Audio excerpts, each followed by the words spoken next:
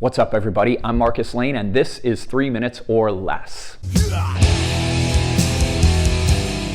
So this past week, on March 2nd, Dr. Seuss Enterprises announced that they would no longer be publishing 6 of their titles.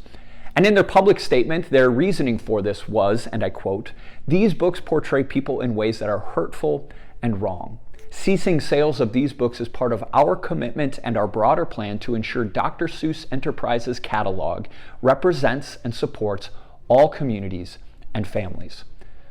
Now, of course, as you can imagine, social media got a hold of this and ran with it, and soon we were reading posts and headlines announcing that cancel culture strikes again and now is coming for Dr. Seuss. And this has been just one more example in a long line of examples of what many have begun to term outrage culture. And people of every political persuasion are guilty of it. Right? Dr. Seuss no longer prints a certain book and we label it cancel culture and we get angry at the left.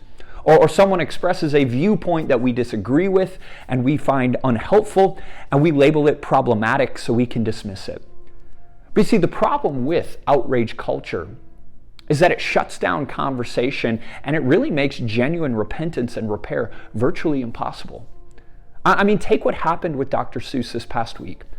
A company examined its books and its catalog, and it examined some of the images that are in them, and they deemed them harmful and said that they were going to choose to stop printing them. Agree or disagree with the decision, I think one should be able to agree that this is a far healthier way of going about this than a company being publicly shamed into taking action. But our outrage culture made it so difficult to actually recognize what took place and the wrongs that they were really working to try to right. But you see, my larger concern with our outrage culture actually has nothing to do with Dr. Seuss books or corporations, and it has everything to do with you and me. Because you see, when this kind of culture hardens us in our insistence of how right we are and how wrong everyone else is, personal reflection and repentance becomes all the more difficult.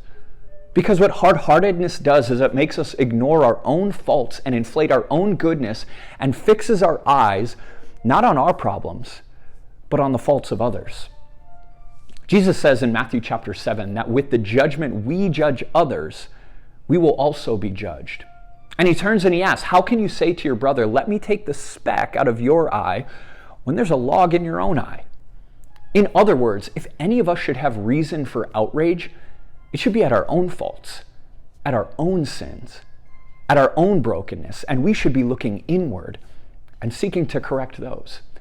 And I think once we recognize that and we realize the kindness that our God has shown to us, the grace that he's poured out on us in our sin, then maybe we can learn to respond not with outrage, but with kindness, and see that grace is the real solution to our problems.